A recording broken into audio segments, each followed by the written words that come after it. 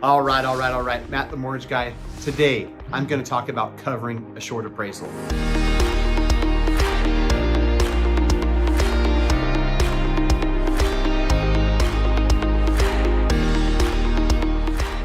Specifically, I'm going to talk about covering an appraisal gap without coming with more money. And before I get into it, if you would be so kind as to smash the like button. It helps the YouTube algorithm. Share this with fellow consumers, share this with real estate agents, share this with whoever you think will benefit. I greatly appreciate it. And so, as always, I'm getting the same question over and over again as a mortgage broker who talks to tons of realtors and tons of consumers. When I get the same question over and over, I know it's a concern. I know it's something that you're worried about, thinking about, want some advice on. So here I am making a video from a mortgage broker's perspective, what I see and what you can do as a consumer to cover an appraisal gap without having to come out of pocket. Because here's the thing, people I talk to that see a house listed for $459, they talk to their appraiser, they're in love with it, they want to make an offer, they talk to their realtor. Rewind, I don't want to have to edit, I don't do that editing stuff. They talk to their realtor says, to get this house, you need to offer $500,000. They've already got plenty of offers, yada, yada, yada. So you're going to offer $500,000. We don't know if it's going to appraise at $500,000. There's some comps at $475, $480, whatever the case may be. In your head, you're thinking to yourself, okay, I'm prepared to put 20% down on $500,000. But if it comes in $20, $30, $40,000 light, does that mean I'm putting down $100,000 down plus the prepaid costs and the closing costs? Plus that appraisal gap? The answer is no. There's plenty of ways to structure it where the $108,000 that you're going to put down, and I'll show you in a second, if you're going to put 20% down, whether it appraises at $500, $480, $460, it's virtually going to be the same amount out of your pocket and the same monthly payment even. As hard as that is to believe, it's not magic, it's just math, and I'll show you. So without further ado, I think people will get it better when I put it on the board and I actually share specific numbers, because I've gone through this on multiple scenarios with multiple clients and I just picked a random number, right? $500,000 offer, 20% down, no appraisal contingency. This is important because many offers that are getting accepted in today's market, like it or not, agree with it or not, waiving their appraisal contingency, meaning no matter what it appraises at, I'm gonna pay $500,000. Now here's the thing that you should have as a backstop. If you have a high quality real estate agent, they're going to be able to give you some sort of ballpark. They're going to say, hey, listen, we're going to offer 500.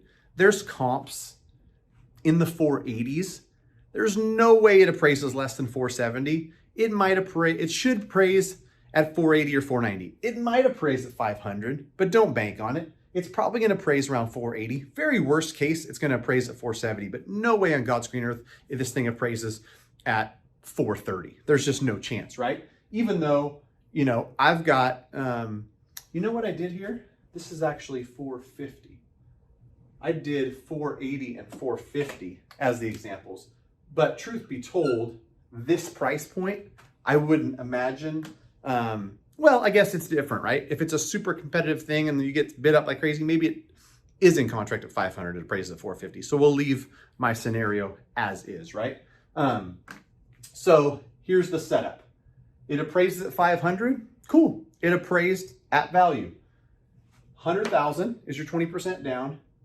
Closing costs, prepaying taxes and escrows, all the stuff that gets rolled in. We'll call that 8,000.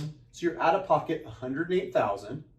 Your principal and interest on the 400K that you borrow, 400K is the loan amount, is 1,650.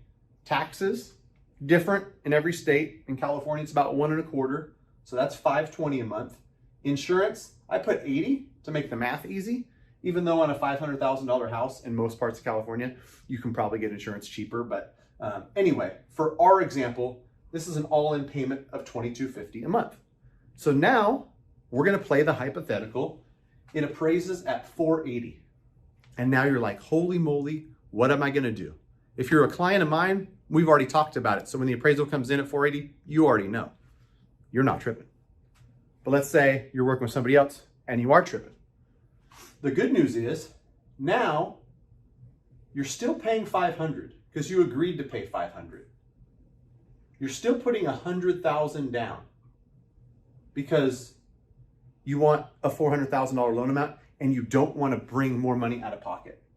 So that's all the same. It's still $8,000 in prepaids and closing. So 108 is still your out of pocket, right?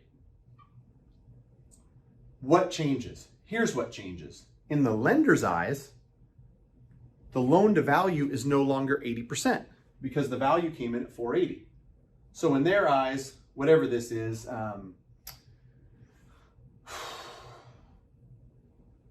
83% loan to value. Don't kill me if that's wrong. It's been a long day. And so here's your options. One, you can do $1,650 principal and interest, $33 in mortgage insurance, $520 in taxes, and $80 in insurance. Now you're $22.83 a month. Sucks, but same out of pocket. Came in $20,000 light, and you're only paying $33 more per month. More than likely, you sold at $500, other stuff selling, you're going to be able to get rid of this $33 in mortgage insurance and be back to $22.50, 12, 18, 24 months. But if you don't want to bake on that, which I probably like option B better as well, why don't you do this? There's something called lender paid mortgage insurance. I can get you, oh, and I forgot, for this principal and interest payment, we're talking about 2.83%, 30-year fixed, no points being paid. And that's, all these numbers are based on that interest rate, no points being paid.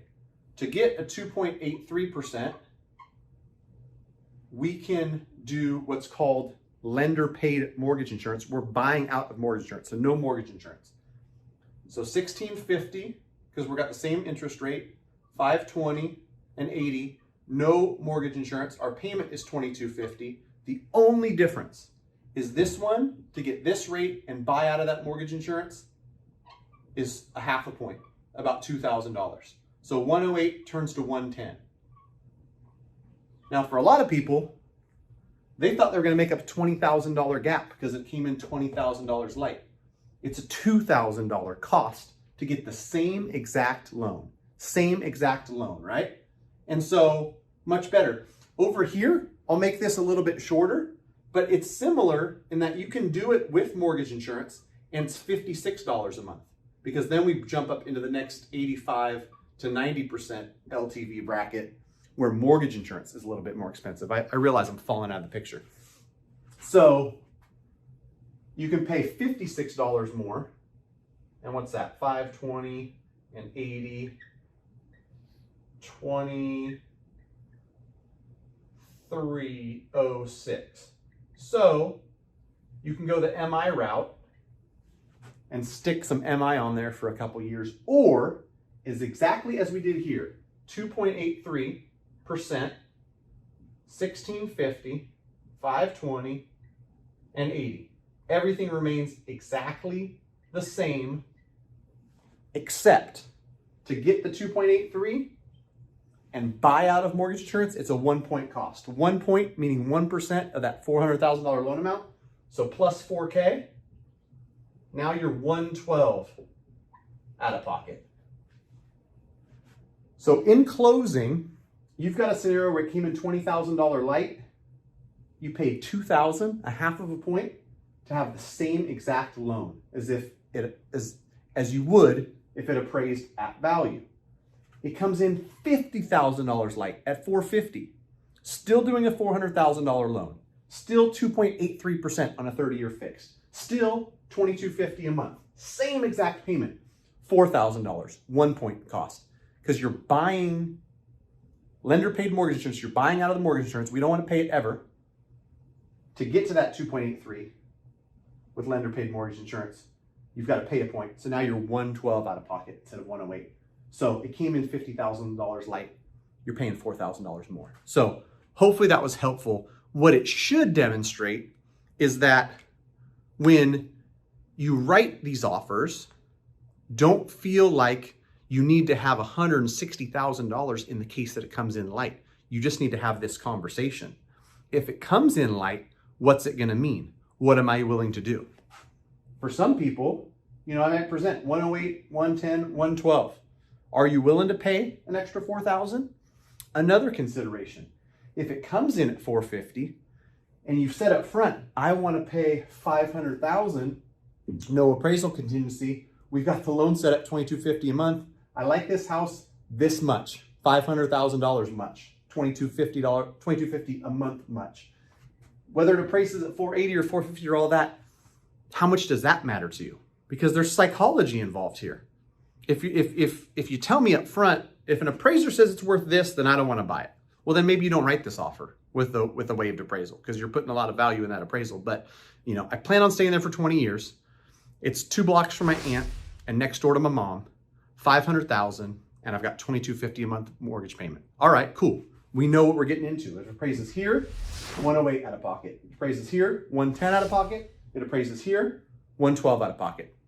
Boom. Then we're not sweating a low appraisal. Appraise it at whatever you want, 450, 470, 492, whatever you want to do. We're buying that house. Hopefully this was helpful. Please do me a favor, like, comment, subscribe, share this with whoever you think might benefit from it. I appreciate you. Bye-bye.